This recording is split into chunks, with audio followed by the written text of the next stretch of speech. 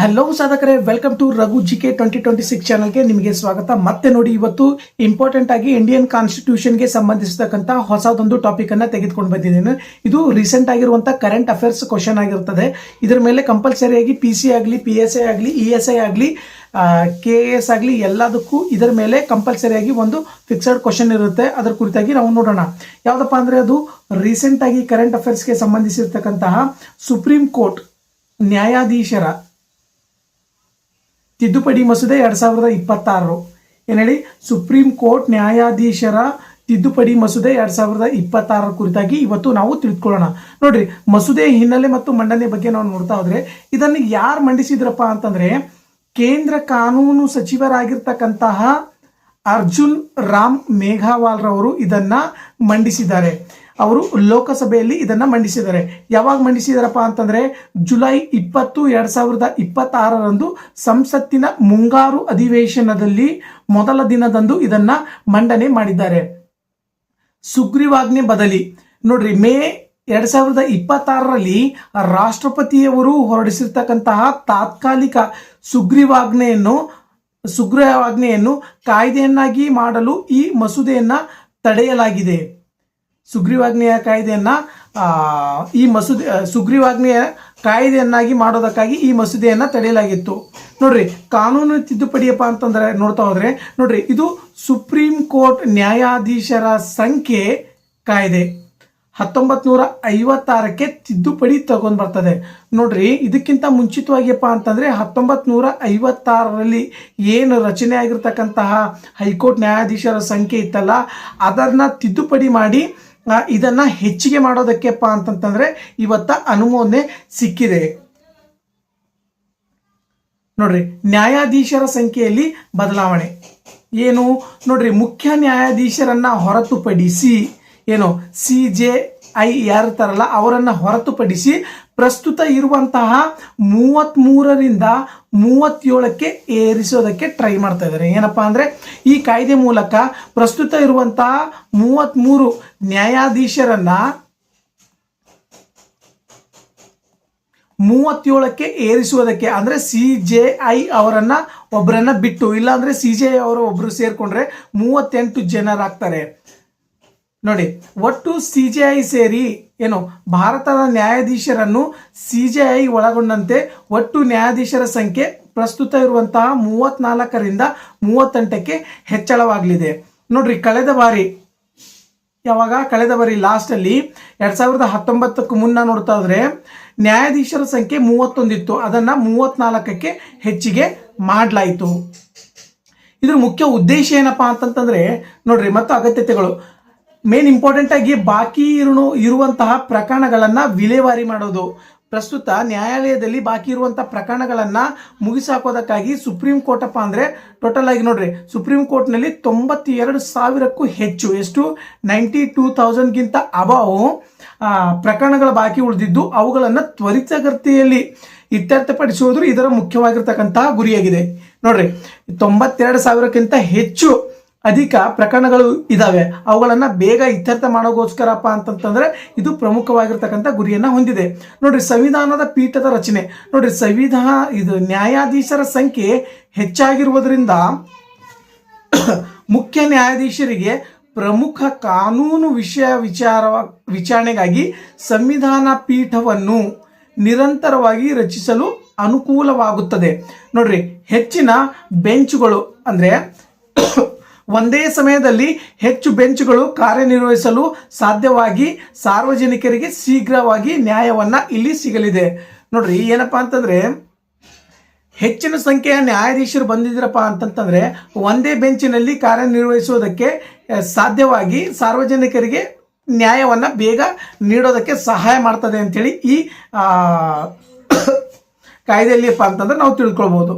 ನೋಡ್ರಿ, ಇದರ ಆರ್ಥಿಕ ವೆಚ್ಚಗಳೆಲ್ಲ ಕುರಿತು ನಾವು ನೋಡ್ತಾ ಹೋದ್ರೆ ನೋಡ್ರಿ, ಆರ್ಥಿಕ ವೆಚ್ಚಗಳು ನೋಡ್ರಿ, ವಾರ್ಷಿಕ ನೋಡ್ರಿ, ಹೊಸದಾಗಿ 4 ನ್ಯಾಯಾಧೀಶರ ಹುದ್ದೆಗಳು ಅಥವಾ ಅವರ ಸಹಾಯಕ ಸಿಬ್ಬಂದಿಗಳ ವೇತನಕ್ಕಾಗಿ ವಾರ್ಷಿಕ ಎಷ್ಟು 10.56 ಕೋಟಿ ರೂಪಾಯಿಗಳಪ್ಪ ಅಂತಂತಂದ್ರೆ ಮರುಕಳಿಸುವ ವೆಚ್ಚವಾಗಿರುತ್ತದೆ. ಎಷ್ಟು 10. 4.56 ಕೋಟಿ ರೂಪಾಯಪ್ಪ ಅಂತಂದರೆ ಈ 4 ಜನ ನ್ಯಾಯಾಧೀಶರ ಖರ್ಚಾಗಿರ್ತದೆ, ವಾರ್ಷಿಕ ವೆಚ್ಚವಾಗಿರ್ತದೆ. ನೋಡ್ರಿ, ಒಂದು ಬಾರಿಯ ವೆಚ್ಚ ಅಧಿಕೃತ ವಾಹನಗಳು, ನಿವಾಸಗಳ ನವೀಕರಣ ಮತ್ತು ಮುಂತಾದ ಸೌಲಭ್ಯಗಳಿಗಾಗಿ 3.47 ಕೋಟಿ ಒಂದು ಬಾರಿಗೆ ವೆಚ್ಚವಾಗಲಿದ್ದು, ಒಟ್ಟಾರೆಯಾಗಿ ಆರಂಭಿಕ ವೆಚ್ಚ 14.04 ಕೋಟಿ ತಗುಲುತ್ತದೆ ಎಂದು ಅಂದಾಜನ್ನ ಮಾಡಲಾಗಿದೆ. ನೋಡ್ರಿ, ಒಂದು ಬಾರಿ ಒಬ್ಬ ಹೊಸ ನ್ಯಾಯಾಧೀಶನನ್ನ ನೇಮಕ ಮಾಡಿದ್ರೆ ಅವರಿಗೆ ಸುಮಾರು 3.47 ಕೋಟಿ ರೂಪಾಯಿಯಂತಹ ವೆಚ್ಚವನ್ನ ಖರ್ಚು ಮಾಡಬೇಕಾಗ್ತದೆ.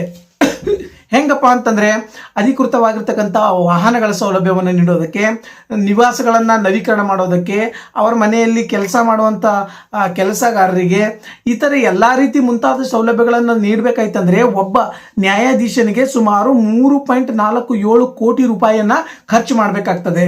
ಆರಂಭಿಕ ವೆಚ್ಚವನ್ನು ನೋಡ್ತಾ ಹೋದರೆ ನಾವು ಸುಮಾರು ಏನೂ ಇಲ್ಲ ಅಂದರೆ 14.04 ಕೋಟಿ ರೂಪಾಯಿಯಪ್ಪ ಅಂದರೆ ಖರ್ಚು ಮಾಡಲಾಗ್ತದೆ ಅಂತೇಳಿ ಅಂದಾಜು ಮಾಡಲಾಗಿದೆ.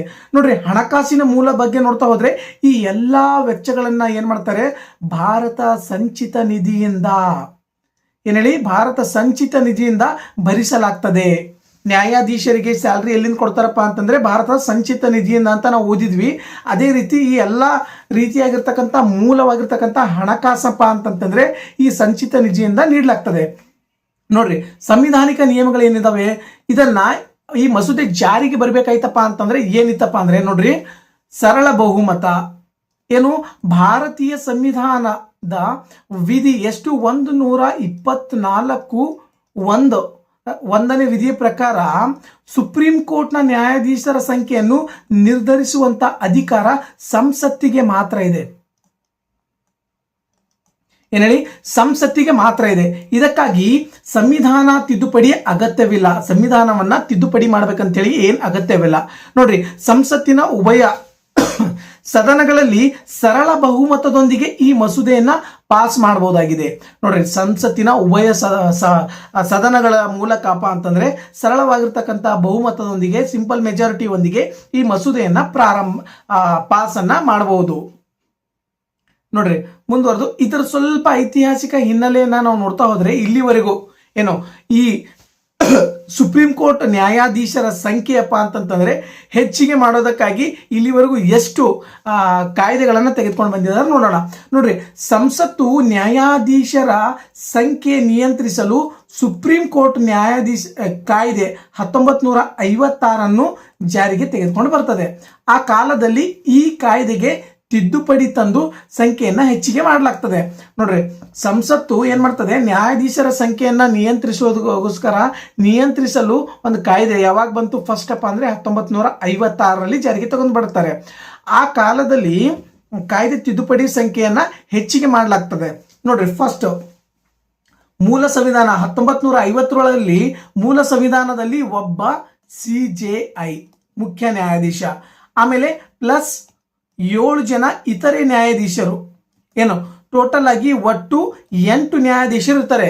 ಯಾವಾಗ ಮೂಲ ಸಂವಿಧಾನದಲ್ಲಿ ಸಂವಿಧಾನ ರಚನೆ ಆಗಿರ್ತದಲ್ಲ ಅದರಲ್ಲಿ ಬರ್ತಕ್ಕಂಥ ಫಸ್ಟ್ ಮೊದಲಿಗೆ ಇರುವಂಥ ಮೂಲ ಸಂವಿಧಾನದಲ್ಲಿ ಟೋಟಲ್ ಆಗಿ 8 ಜನ ನ್ಯಾಯಾಧೀಶರು ಇರ್ತಾರೆ. 1 + 7, ಒಬ್ರು CJI, 7 ಜನಪ್ಪ ಅಂದ್ರೆ ಇತರ ನ್ಯಾಯಾಧೀಶರು. ಅದೇ ರೀತಿ ಸೆಕೆಂಡ್ ಒನ್ ಯಾವಾಗ ತಿದ್ದುಪಡಿ ತಗೊಂಡ್ ಬರ್ತಾರಪ್ಪ ಅಂತಂತಂದ್ರೆ ನೋಡ್ರಿ 1956 ಒಟ್ಟು ನೋಡ್ರಿ ಸಂಖ್ಯೆ ಎಷ್ಟು ಆಗುತ್ತೆ, 11ಕ್ಕೆ ಹೆಚ್ಚಳ ಮಾಡ್ತಾರೆ. ಅದೇ ರೀತಿ 1977 18ಕ್ಕೆ ಹೆಚ್ಚಳ ಮಾಡ್ತಾರೆ. ಅದೇ ರೀತಿ 1986 26ಕ್ಕೆ ಹೆಚ್ಚಳ ಮಾಡ್ತಾರೆ. ಅದೇ ರೀತಿ 2009 ಒಟ್ಟು 31ಕ್ಕೆ ಹೆಚ್ಚಳವನ್ನ ಮಾಡ್ತಾರೆ. ಅದೇ ರೀತಿ ರೀಸೆಂಟ್ ಆಗಿ ಮೇಲ್ಗಡೆ ನೋಡಿದಂತೆ 2019 ಒಟ್ಟು ಟೋಟಲ್ ಆಗಿ 34 ಇತರ ನ್ಯಾಯಾಧೀಶರನ್ನ ಹೆಚ್ಚಳ ಮಾಡ್ತಾರೆ. ಅಂದ್ರೆ 33 + 1 ಅಪ್ಪ ಅಂತಂತಂದ್ರೆ ಇದು CJI ಮುಖ್ಯ ನ್ಯಾಯಾಧೀಶರು, ಉಳಿದಿರ್ತಕ್ಕಂತಹ 33 ನ್ಯಾಯಾಧೀಶರು ಇತರೆ ನ್ಯಾಯಾಧೀಶರು ಆಗ್ತಾರೆ. ಈಗ ಪ್ರಸ್ತುತ ನೋಡ್ತಾ ಹೋದ್ರೆ 2026 ಅಂದ್ರೆ ಈಗ ಬಂದಿರತಕ್ಕಂಥ ಮಸೂದೆ ಪ್ರಕಾರ ಟೋಟಲ್ ಆಗಿ 38 ಜನ ನ್ಯಾಯಾಧೀಶರನ್ನ ಹೊಂದಿರ್ತದೆ.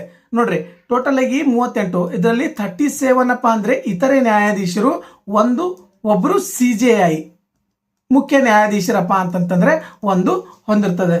ನೋಡಿದ್ರಲ್ಲ, ಇದು ಮೇನ್ ಇಂಪಾರ್ಟೆಂಟ್ ಆಗಿದ್ರ ಗುರಿ ಏನಪ್ಪಾ ಅಂತಂತಂದ್ರೆ 92,000 ಪ್ರಕರಣಗಳಿದಾವಲ್ಲ ಅವೆಲ್ಲ ಬೇಗ ವಿಲೇವಾರಿಯನ್ನ ಮಾಡ್ಬೇಕಂತೇಳಿ ಈ ಮಸೂದೆಯನ್ನ ಜಾರಿಗೆ ತೆಗೆದುಕೊಂಡು ಬರ್ತಾರೆ. ಪ್ರಕರಣಗಳ ಬೇಗ ಇತ್ಯರ್ಥವಾಗಿ ಸಮಸ್ಯೆಗಳನ್ನ ಬಗೆಹರಿಸೋದಕ್ಕೆ ಈ ಕಾಯ್ದೆಯನ್ನ ಜಾರಿಗೆ ತೆಗೆದುಕೊಂಡು ಬಂದಿದ್ದಾರೆ. ಟೋಟಲ್ ಆಗಿ ಇಲ್ಲಿವರೆಗೂ 1 2 3 4 5 6 7 ಬಾರಿಯಪ್ಪ ಅಂತಂತಂದ್ರೆ ಸುಪ್ರೀಂ ಕೋರ್ಟ್ ಆ ಮಸೂದೆಯನ್ನ ಜಾರಿಗೆ ಮಾಡಿದ್ದಾರೆ ನೋಡ್ರಿ. ಟೋಟಲ್ ಆಗಿ 1950, 1956, 1977, 1986, 2009, 2019, 2026 ನೋಡ್ರಿ. ಇಷ್ಟೆಲ್ಲ ನಾವು ಭಾರತದ ಏನು ಸುಪ್ರೀಂ ಕೋರ್ಟ್ ಇದೆಯಲ್ಲ, ಈ ಸುಪ್ರೀಂ ಕೋರ್ಟ್ನ ನ್ಯಾಯಾಧೀಶರ ತಿದ್ದುಪಡಿ ಮಸೂದೆ ಕಾಯ್ದೆ ಕುರಿತಾಗಿ ನೋಡಿದ್ವಿ. ಸಿಂಪಲ್ ಆಗಿ ಎಕ್ಸಾಮ್ ಅಲ್ಲಿ ಯಾವ ರೀತಿಯಾಗಿರ್ತಕ್ಕಂಥ ಪ್ರಶ್ನೆಗಳನ್ನ ಕೇಳಬಹುದು ಅಂತ ಕೆಲವೊಂದು ಪ್ರಶ್ನೆಗಳನ್ನ ನಾವು ನೋಡ್ತಾ ಹೋಗೋಣ. ನೋಡ್ರಿ, MCQ ಮಾದರಿಯಲ್ಲಿರ್ತಕ್ಕಂಥ ಪ್ರಶ್ನೆಗಳನ್ನ ನಾವು ನೋಡೋಣ. ನೋಡ್ರಿ, ಮೊದಲನೇ ಪ್ರಶ್ನೆ ಏನಪ್ಪಾ ಅಂದ್ರೆ, ಇತ್ತೀಚೆಗೆ ಮಂಡಿಸಲಾಗಿರ್ತಕ್ಕಂತಹ ಸುಪ್ರೀಂ ಕೋರ್ಟ್ ನ್ಯಾಯಾಧೀಶರ ಸಂಖ್ಯೆ ತಿದ್ದುಪಡಿ ಮಸೂದೆ 2026 ಪ್ರಕಾರ ಮುಖ್ಯ ನ್ಯಾಯಾಧೀಶರನ್ನು ಒಳಗೊಂಡಂತೆ ಸುಪ್ರೀಂ ಕೋರ್ಟ್ ಒಟ್ಟು ಮಂಜೂರಾದ ನ್ಯಾಯಾಧೀಶರ ಸಂಖ್ಯೆ ಎಷ್ಟು ಅಂತ ಕೇಳಬಹುದು. ನೋಡ್ರಿ, A 34, B 37, C 38, D 40. ನೋಡ್ರಿ, ಎಲ್ಲ ಯಾರಾದರೂ ಕಮೆಂಟ್ ಮಾಡಿ ನೋಡೋಣ ಕಮೆಂಟ್ ಬಾಕ್ಸ್ ಅಲ್ಲಿ ಎಷ್ಟು ಜನ ಅಂತ ಹೇಳಿ. ಇವಾಗಲೇ ಮೇಲ್ಗಡೆ ನೋಡಿದ್ವಿ ಎಷ್ಟು ಜನನ ನ್ಯಾಯಾಧೀಶರ ಸಂಖ್ಯೆ ಹೆಚ್ಚಳ ಮಾಡಿದ್ದಾರೆ ಅಂತ ಹೇಳಿ. ನೋಡೋಣ ಆನ್ಸರ್ ನೋಡೋಣ. ನೋಡ್ರಿ, ಇದಕ್ಕೆ ಸರಿಯಾಗಿರ್ತಕ್ಕಂಥ ಉತ್ತರ ನೋಡ್ತಾ ಹೋದ್ರೆ 38 ಜನ ಮುಖ್ಯ ನ್ಯಾಯಾಧೀಶರನ್ನ ಹೊರತುಪಡಿಸಿ 37 ಜನ ಅಂದ್ರೆ CJI ಒಬ್ರು, ಇತರೆಯಪ್ಪ ಅಂತಂತಂದ್ರೆ 37 ಜನ.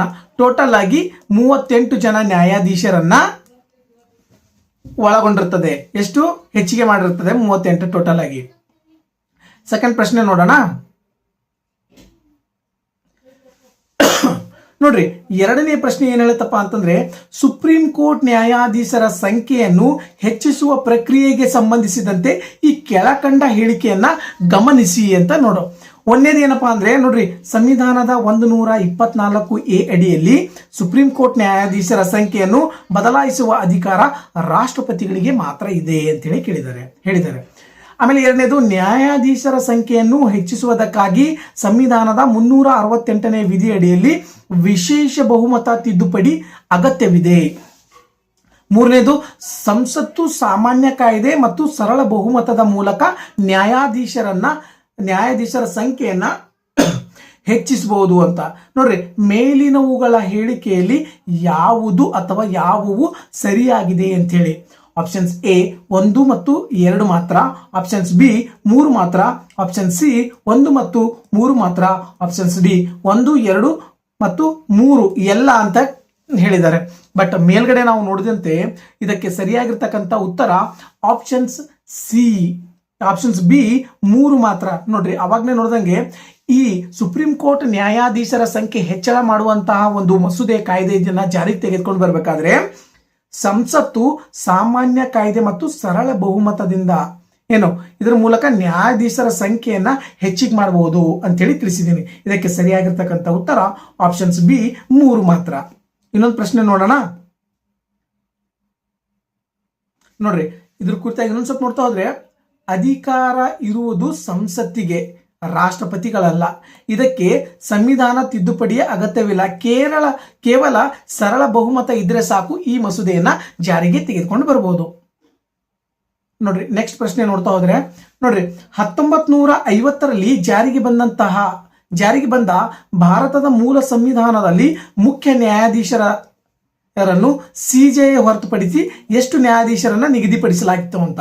Options A 10, options B 8, option C 7, options D 11. ನಾವು ಅವಾಗಲೇ ನೋಡಿದ್ವಲ್ಲ, ಮೂಲ ಸಂವಿಧಾನದಲ್ಲಿ ಎಷ್ಟು ಜನ ನ್ಯಾಯಾಧೀಶರಿದ್ರು. ಇಲ್ಲಿ ಏನ್ ಕೇಳಿದ್ದಾರೆ ಪ್ರಶ್ನೆ, CJI ಒಬ್ಬರನ್ನ ಹೊರತುಪಡಿಸಿ ಉಳಿದಿರ್ತಕ್ಕಂತಹ ನ್ಯಾಯಾಧೀಶರ ಸಂಖ್ಯೆ ಎಷ್ಟು ಅಂತ ಕೇಳಿದ್ದಾರೆ. ನೋಡಿದ್ರೆ ಇದಕ್ಕೆ ಸರಿಯಾಗಿರ್ತಕ್ಕಂಥ ಉತ್ತರ ಆಪ್ಷನ್ಸ್ C ಟೋಟಲ್ ಆಗಿ 7 ಜನ. ನೋಡ್ರಿ, ಮೂಲ ಸಂವಿಧಾನದಲ್ಲಿ ಒಬ್ರು CJI ಇದ್ರು ಪ್ಲಸ್ 7 ಜನ ಇತರೆ ನ್ಯಾಯಾಧೀಶರನ್ನ ಒಳಗೊಂಡಿತ್ತು. ಟೋಟಲ್ ಆಗಿ 8 ಜನ. ಎಷ್ಟು? 8 ಜನ ನ್ಯಾಯಾಧೀಶರನ್ನ ಮೂಲ ಸಂವಿಧಾನವು ಹೊಂದಿತ್ತು. ನೋಡೋಣ ನೆಕ್ಸ್ಟ್ ಪ್ರಶ್ನೆನ ನೋಡೋಣ. ನೋಡ್ರಿ ಟೋಟಲ್ ಆಗಿ ಇದ್ರ ಮೇಲೆ ನಾವು ಕೆಲವೊಂದಿಷ್ಟು ಪ್ರಶ್ನೆಗಳನ್ನ ನೋಡಿದ್ವಿ. ಎಕ್ಸಾಮ್ ಅಲ್ಲಿ ಇದೇ ಮಾದರಿಯಾಗಿ ಪ್ರಶ್ನೆಗಳನ್ನ ಕೇಳುವಂತ ಚಾನ್ಸಸ್ ಇರ್ತದೆ. ಹಾಗಾಗ್ಬಿಟ್ಟು ನೀವು ಇದ್ರ ಬಗ್ಗೆ ಪೂರ್ತಿಯಾಗಿರ್ತಕ್ಕಂಥ ಡಿಟೇಲ್ ಆದ ಮಾಹಿತಿಯನ್ನ ಓದ್ಕೊಳ್ರಿ ಅಂತ ನಾನು ಹೇಳ್ತೀನಿ. ಇದು ನಿಮ್ಗೆ ಏನಾದರೂ ಇದರ ನೋಟ್ಸ್ ಬೇಕಾದ್ರೆ ನನ್ನ ಟೆಲಿಗ್ರಾಮ್ ಚಾನಲ್ನ ಲಿಂಕ್ ನಾನು ಡಿಸ್ಕ್ರಿಪ್ಷನ್ ಅಲ್ಲಿ ಕೊಟ್ಟಿರ್ತೇನೆ. ಅದಕ್ಕೆ ನೀವು ಬಂದು ಜಾಯಿನ್ ಆಗ್ರಿ. ಇದರ ಪೂರ್ಣವಾಗಿರ್ತಕ್ಕಂಥ ನೋಟ್ಸ್ ಅನ್ನ ನಿಮಗೆ ನಾನು ನೀಡ್ತೇನೆ. ಅಲ್ಲಿವರೆಗೂ ಈ ಸುಪ್ರೀಂ ಕೋರ್ಟ್ ನ್ಯಾಯಾಧೀಶರ ತಿದ್ದುಪಡಿ ಮಸೂದೆ 2026 ಕುರಿತಾಗಿ ಪೂರ್ಣ ಮಾಹಿತಿಯನ್ನು ತಿಳಿದುಕೊಂಡ್ರಿ. ಇದೇ ರೀತಿ ಇನ್ನೂ ಹೆಚ್ಚಿನ ಕರೆಂಟ್ ಅಫೇರ್ಸ್, ಇಂಡಿಯನ್ ಕಾನ್ಸ್ಟಿಟ್ಯೂಷನ್ ಸಂಬಂಧಿಸಿರ್ತಕ್ಕಂಥ ವಿಡಿಯೋಗಳು ನಿಮಗೆ ಏನಾದರೂ ಬೇಕಾಯ್ತಪ್ಪ ಅಂತಂದ್ರೆ ನಮ್ಮ ರಘು GK 2026 ಚಾನಲ್ನ ಸಬ್ಸ್ಕ್ರೈಬ್ ಮಾಡ್ಕೊಳ್ರಿ, ಲೈಕ್ ಮಾಡ್ರಿ, ಮತ್ತೆ ಇನ್ನಿತರ ನಿಮ್ಮ ಫ್ರೆಂಡ್ಸ್ಗಳಿಗೆಲ್ಲ ಶೇರ್ ಮಾಡ್ರಿ. ಅದೇ ರೀತಿ ಇನ್ನು ಇತ್ತೀಚೆಗೆ ನಡೆದಿರ್ತಕ್ಕಂತಹ PC ಎಕ್ಸಾಮ್ಗಳಿಗೆ ಯಾರ್ಯಾರು ಕಂಡಕ್ಟ್ ಮಾಡ್ತಾ ಇದ್ದೀರಲ್ಲ ಅವರಿಗೆ ಇದು ವೆರಿ ಇಂಪಾರ್ಟೆಂಟ್ ಆಗಿರ್ತಕ್ಕಂಥ ಪ್ರಶ್ನೆ. ಇದೇ ಲಾಸ್ಟ್ ಕ್ಲಾಸಲ್ಲಿ ನಿಮಗೆ FIFA ವರ್ಲ್ಡ್ ಕಪ್ ಬಗ್ಗೆ ನಾನು ಕ್ಲಾಸನ್ನು ಮಾಡಿದ್ದೀನಿ. ಅದು ಕೂಡ ವೆರಿ ಇಂಪಾರ್ಟೆಂಟ್ ಆಗಿರ್ತಕ್ಕಂಥ ಪ್ರಶ್ನೆ ಇದೆ. ಅದನ್ನು ಕೂಡ ನೀವು ನೋಡಿಬಿಟ್ಟು ಕ್ಲಾಸ್ನ ನೋಟ್ಸನ್ನು ಚೆನ್ನಾಗಿ ಮಾಡ್ಕೊಳ್ರಿ ಅಂತ ತಿಳಿಸ್ಕೊಡ್ತಾ ಅಲ್ಲಿವರೆಗೂ ಮತ್ತೆ ನಿಮ್ಮೆಲ್ಲರಿಗೂ ಭೇಟಿ ಆಗ್ತೀನಿ. ಅಲ್ಲಿವರೆಗೂ